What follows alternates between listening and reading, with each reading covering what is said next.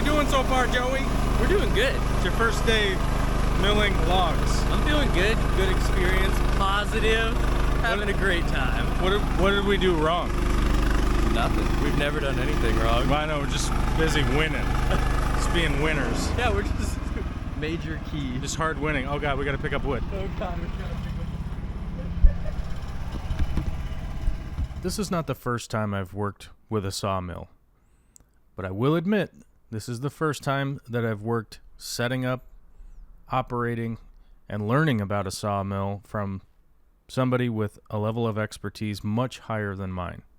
I was very lucky to have somebody like Kevin that has been doing tree work, logging, milling lumber for upwards of 40 years, 50 years. I don't know exactly how long he's been in the trade, but it's a lot longer than a lot of people have been alive. I was looking for somebody that could come and help mill this lumber down, these trees that we had dropped in the yard.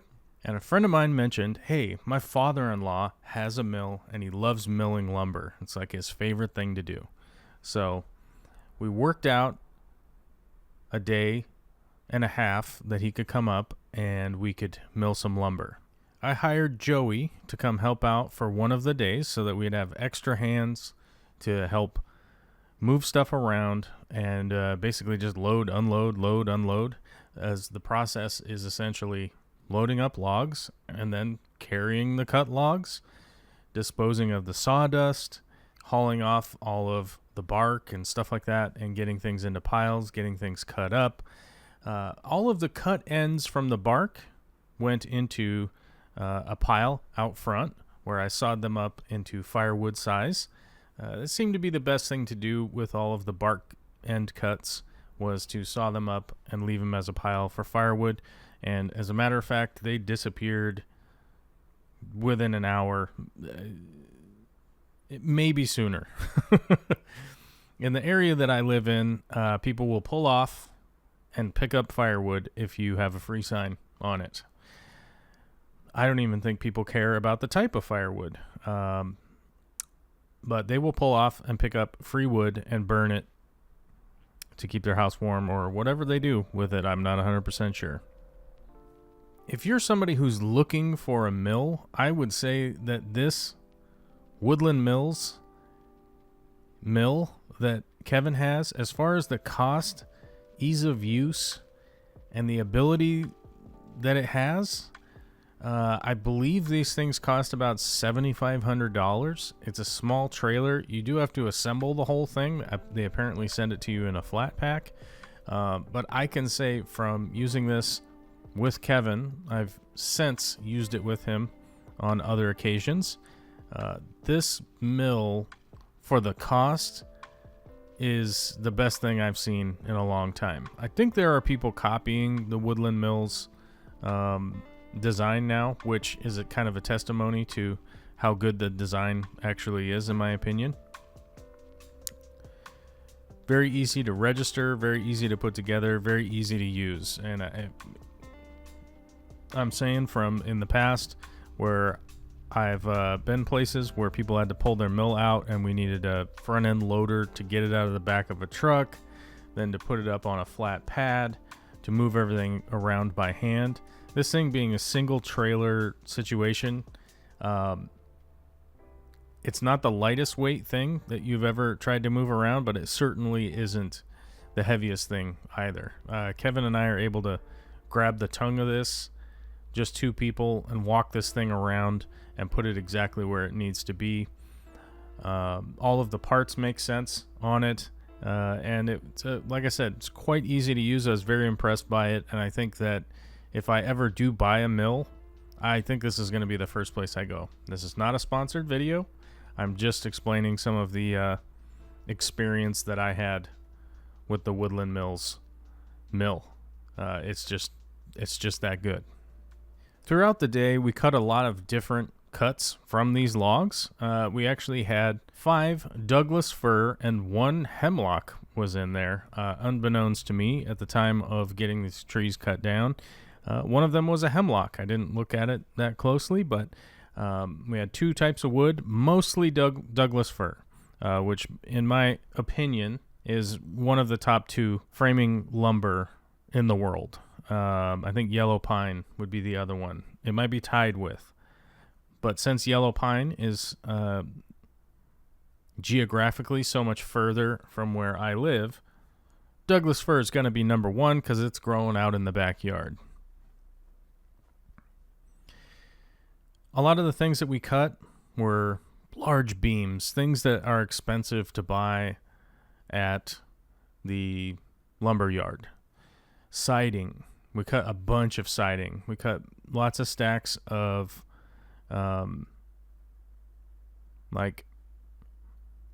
we cut it at about 3/4 inch for siding. It's going to shrink down to about 1/2 of an inch once all of the kind of water width is out of it. We cut a ton of siding. We didn't cut a whole lot of 2x4s and 2x6s and things like that, mainly because that's not the most expensive lumber that you can encounter. More often than not, it's pretty easy for me to find pretty premium grade, relatively straight 2x6s, 2x4s for a decent price. And the reason for that is the mills themselves are typically cutting all of the exterior of the log into 2x4s, and so they can't really utilize that stuff as much for the big giant pieces. So a lot of the stuff that we cut was big things like this. A piece that's, 3 inches thick by 5 inches, right? And stuff like that you really can't really just buy at the lumber store or the lumber yard, as it were. I think it's important to utilize the material as best you can, and the 2 things that are most expensive out here would be natural wood siding and the large beams. So we prioritize those. Did we get a lot of 2x4s and 2x6s out of these logs, even though that's what we were doing? Yes, we actually did get a bunch of 2x4s, 2x6s, and stuff like that, with a lot of the cutoff ends and things like that from around the log. The process of utilizing this mill was quite laborious, especially for the first day, where it was there was a lot of a learning curve to working with Kevin and kind of figuring out exactly what he wanted from us, and the process of utilizing this mill versus other mills. And also, we didn't have a tractor or any kind of heavy equipment with us, so most of the stuff we had to do by hand, and we were learning a lot of tricks from Kevin for doing things by hand and being able to utilize our human muscles and ingenuity and leverage and things like that.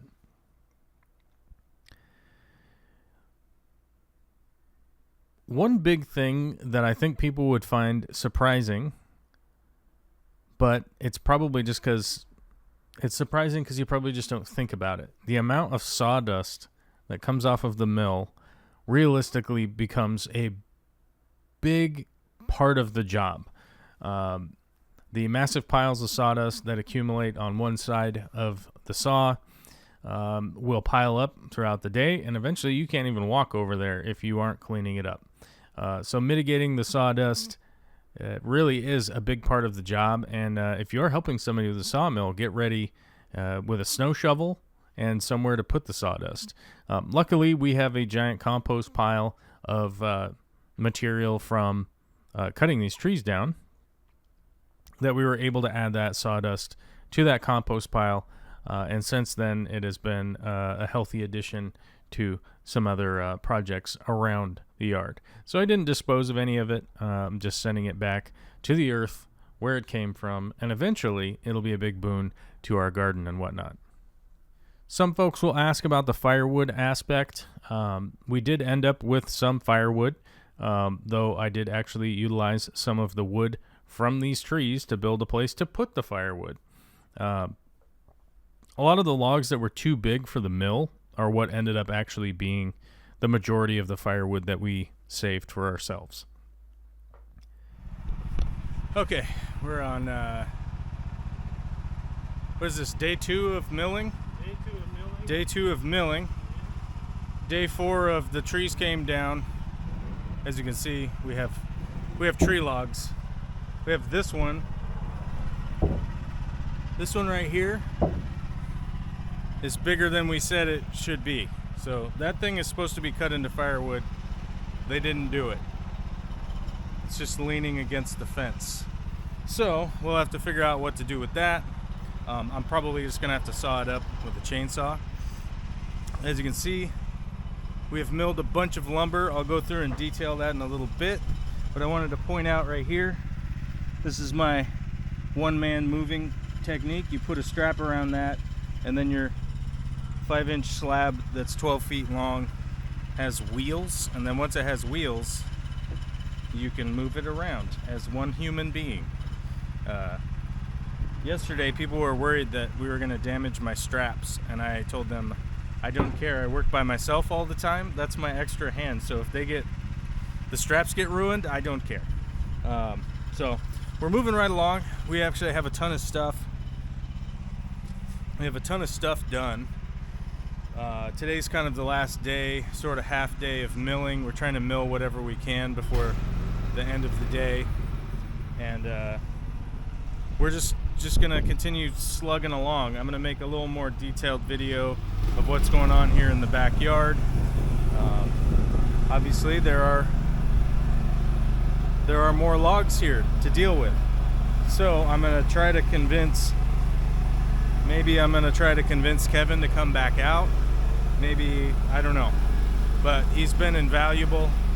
He's been an amazing help, bastion of knowledge. He's got old man knowledge. We love old man knowledge.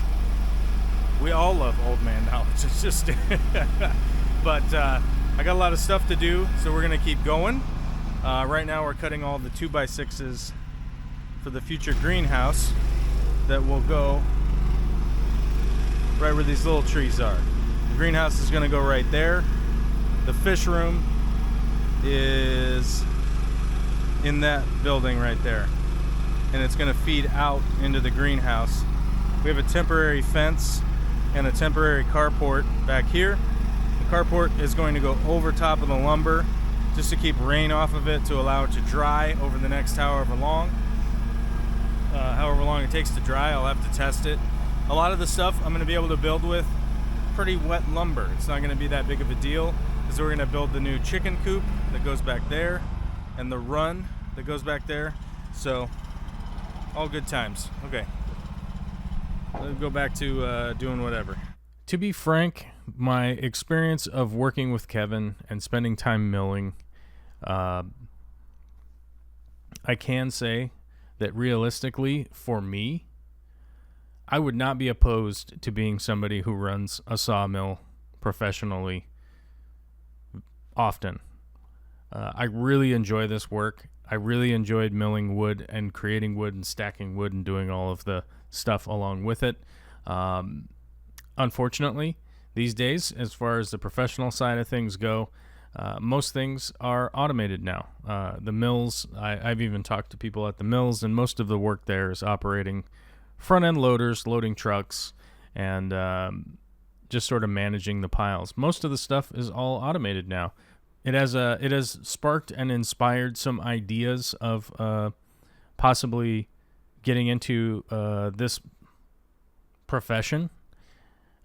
Whether or not any of that will come to fruition or not, I don't know. I've got some ideas out there, and I've talked to a few people about, with some of the contractors I know that actually do cut down the trees and stuff like that, if they would want to incorporate milling the wood from where they're building their new homes and stuff like that. I think there's an aspect there that might be a big deal, but I'm also not sure if that's really only something that you would end up seeing in really high-end homes.